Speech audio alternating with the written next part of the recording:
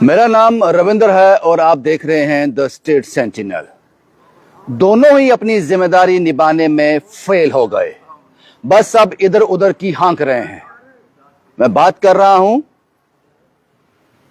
भारत की सरकार की और मैं बात कर रहा हूं जम्मू कश्मीर यूटी की सरकार की। दोनों अपनी जिम्मेदारी निभाने में फेल हो गए, क्योंकि मुझे आज भी याद है इससे पहले जब राजधानी में मुंबई पर टेररिस्ट अटैक हुए हैं तो भारतीय जनता पार्टी ने बड़े सवाल उठाए हैं। उन्होंने कहा यह कैसे पॉसिबल है कि इतना बड़ा असला, इतने सारे लोग इतने भीतर तक आ गए। यह पॉसिबल नहीं हो सकता जब तक कि हम चौकन्ने नहीं हैं। ये लापरवाहियां हमारी हैं। वो सारे बयान मुझे आज भी याद हैं। और आज मैंने कहा सोशल मीडिया का जमाना है, वो सब लोग इसको रिफ्रेम करते हैं। लेकिन आज जो दिल्ली ब्लास्ट हुआ कुछ दिन पहले, जिसमें कई जानें जाया हो गई, क्या केंद्र सरकार ने इसकी जिम्मेदारी ली है? क्या उन्होंने कहा कि हां हमसे गलती हुई है? क्या उन्होंने कहा कि कुछ तो इतनी बड़ी गलती हुई है जिसका इतना बड़ा भुगतान हमें करना पड़ा? वो जिम्मेदारी लेने की जुर्रत अब रही ही नहीं। कोई जमाना ऐसा था कि प्याज महंगा होने पर सरकार गिर जाया करती थी। प्याज महंगा होने पर सरकार गिर जाया करती थी, लेकिन आज जानें जाया हो जाती हैं, राजधानी दहल जाती है, ब्लास्ट हो जाते हैं। कोई जिम्मेदारी लेने के लिए तैयार नहीं, कोई अकाउंटेबल ही नहीं। यह तो बात रही केंद्र सरकार की, जो इस वक्त भाजपा चला रही है। आपको पीछे अपने बयानों की तरफ देखना चाहिए। जहां तो ऐसे बयान देने नहीं चाहिए। जब दूसरे लोग सरकार में थे, कांग्रेस सरकार में थी, तो आप बड़ा सीना चौड़ा कर सवाल पूछते थे। आज आपको बिना सवाल पूछे हुए ही जवाब दे देना चाहिए, लेकिन आप इस पर खामोश हो। तो एक जिम्मेदारी में आप फेल हो गए और दूसरी जिम्मेदारी जम्मू कश्मीर यूटी सरकार की, उमर अब्दुल्ला सरकार की। इस ब्लास्ट के बाद जो भारत सरकार को करना चाहिए था वो किया गया। प्रॉपर इन्वेस्टिगेशन हो रही है, दर पकड़ हो रही है। जो लोग जिम्मेदार हैं उनसे पूछा जा रहा है, उनके रिश्तेदारों से पूछा जा रहा है और यह पता लगाने की कोशिश की जा रही है कि और कितने ऐसे लोग घूम रहे हैं जम्मू कश्मीर रियासत में, जम्मू कश्मीर यूटी में, और ऐसे कितने लोग घूम रहे हैं जो ब्लास्ट करने की प्लानिंग कर रहे हैं, लोगों की जान लेने की प्लानिंग कर रहे हैं। लेकिन जम्मू कश्मीर यूटी सरकार को इससे तकलीफ है। मैं हैरान हो गया उनकी बयानबाजी सुनकर। वो कहते हैं उनके रिश्तेदारों को तंग मत करो, उनके मकानों को क्यों गिरा दिया उन्होंने, इतनी ठंड में वो कैसे रहेंगे, ये गलती उनकी तो नहीं है, उन्होंने बच्चे को डॉक्टर बनाने के लिए भेजा था। ये सब चीजें, इसके बनस्पित आपको यह कहना चाहिए कश्मीरी मुसलमान का और जम्मू कश्मीर यूटी का नाम खराब हुआ है इस हादसे के बाद। हमें और पता लगाना चाहिए कि और कितने ऐसे टेररिस्ट हैं जो ऐसी खालों में छुपे हुए हैं, जो पढ़े लिखे हैं, बड़े बड़े डिपार्टमेंट का हिस्सा हैं, और ऐसे कितने हैं उनको ढूंढना चाहिए। और ढूंढेंगे कैसे? यही तार मिलेंगे उनके रिश्तेदारों से, उनके भाई भतीजों से, उनके साथ जुड़े हुए लोगों से। लेकिन आप उसको रोकने की कोशिश कर रहे हो। आपकी ऐसी बयानबाजी क्यों है, मेरी समझ से परे है। समझ आता भी है, आपको वोट लेने हैं वहां से, लेकिन मैं जानता हूं कि कश्मीर का मुसलमान, कश्मीर की जो पब्लिक है, इससे खुश नहीं होगी, नहीं खुश होगी आपके इससे। वो कहना चाहिए कि हमारा नाम खराब हो रहा है कश्मीर का ऐसे हादसों की वजह से।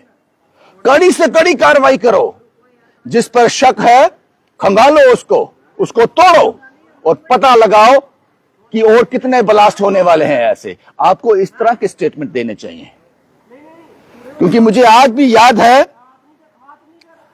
जब भाजपा वजूद में आई थी 2014 के बाद, जब पीडीपी से इनका सरकार वजूद में नहीं रही थी, उसके बाद एक फैसला किया गया था कि जो भी आदमी मिलिटेंसी में इन्वॉल्व होगा, टेररिस्ट होगा, उसके घर वालों को या किसी को भी नौकरी, सरकारी नौकरी नहीं मिलेगी। जो उसका रिश्तेदार होगा पूरे खानदान को किसी को नहीं मिलेगी। लेकिन आप लोगों ने क्या कहा था? आपने कहा था इन लोगों को वापस मेन स्ट्रीम में लाना है। जो टेररिस्ट है गन छोड़ेगा उसको हम सरकारी नौकरी देंगे, और आपने दी, इसको नाम दिया था रिहैबिलिटेशन पॉलिसी। और ये पॉलिसी क्रैश की भाजपा ने आकर। जब आप ये पॉलिसी चला रहे थे, क्या टेररिस्ट पे कंट्रोल हो सका था? नहीं। आप पत्थरबाजी पर कंट्रोल कर सके थे? नहीं। तो आपका यह फॉर्मूला टोटली फेल था, टोटली फेल। उसके बावजूद जब ऐसे लोगों को कश्मीर में से ढूंढ कर निकाला जा रहा है, जहां जहां उनके तार जुड़े हुए हैं उन तारों तक पहुंचा जा रहा है, तो आप रुकावट पैदा कर रहे हो।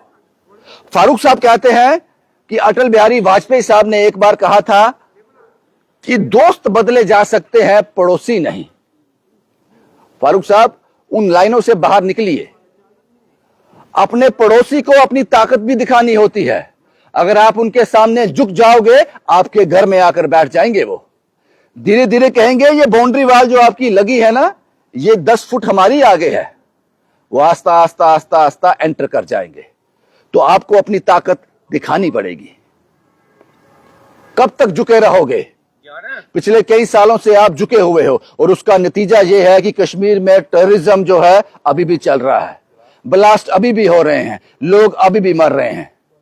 2014 के बाद जब भाजपा वजूद में आई, उसके बाद यह सिलसिला रुका है, इस पर रोक लगी है। तो भाजपा का जो काम करने का तरीका है, तो जाहिर सी बात है आपसे बेहतर है, आपसे बहुत बेहतर है वो काम करने का तरीका। तो इस बात को आपको समझना चाहिए। भारत सरकार दिल्ली ब्लास्ट से जुड़े हुए जो काम कर रही है, जिन तारों को खंगाल रही है, जो पूछताछ कश्मीर में चल रही है, उस पर रोड़े मत अटकाओ। मुझे पता है आप सियासत कर रहे हो, आपको सियासत करने का एक मौका मिल गया, और जो शब्द उमर साहब बोलते हैं, बाकी सभी जो पार्टी लाइन है उसको रिपीट करती है। आपको पता है मेरा इशारा किस ओर है, आपको पता है। सीखना चाहिए सियासत, अगर सीखनी है तो सीखनी चाहिए आगा शहीद रहुल्ला साहब से। मानना पड़ेगा, मेंबर पार्लियामेंट हैं, एक अभी 3-4 साल कोई खतरा नहीं है उनको, उसके बावजूद भी अपने एथिक्स हैं जो लोगों से वादा किया है उस पर कायम है। तो इसलिए मैंने शुरुआती दौर में कहा, दोनों ही अपनी जिम्मेदारी निभाने में फेल हो गए, बस इधर उधर की हाँक रहे हैं। सोचिएगा जरूर जिस पे इश्यू पे मैंने बात की है। हर इश्यू को सियासत के साथ नहीं जोड़ा जाना चाहिए, क्योंकि ये देश की सिक्योरिटी का मामला है, ये देश के लोगों की जिंदगी का सवाल है। आपके पड़ोसी फारूक साहब नहीं सुधरने वाले, आप उनके आगे लेट भी जाओगे ना, वो तब भी नहीं सुधरने वाले। अभी तो हमला किया उन लोगों ने, अभी तो कितनी जानें ली हैं उन लोगों ने। अफसोस सिर्फ इस बात का होता है, मुझे लगता है कि आपको इन ब्लास्ट में जो लोग मारे जाते हैं, वो दर्द आप लोगों को कम होता है, सियासतदानों को। वो दर्द इसलिए कम होता है क्योंकि आपका कोई अपना नहीं मरता है इसमें, कोई आपका अपना। दिल्ली ब्लास्ट में किसी सियासतदान का, भगवान ना करे, खुदा ना करे, आपका बेटा, आपका रिश्तेदार होता, तो मैं सुनता कि आप कहते कि उनके लोगों से पूछताछ मत करो, दर पकड़ मत करो। मैं सुनता आपकी ये कैसे, किस दिल से आप लोग ये कहते। बस बात इतनी है कि उनमें मरने वालों में से कोई अपना नहीं है, तो ये बयानबाजी करना और आसान हो जाता है। ऐसे लोगों को जितनी सख्ती के साथ निपटा जाए, और मुझे लगता है कि मेरे कश्मीर का मुसलमान भाई, मेरे जम्मू के भाई, हिंदू, मुसलमान, सिख, ईसाई सब यही चाहते हैं,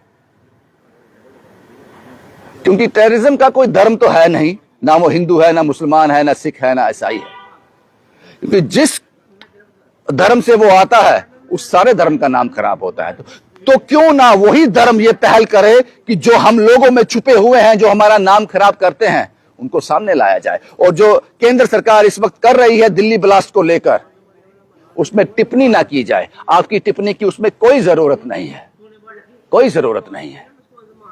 शुभम कुमार के साथ Ravindra Singh, the state sentinel के लिए।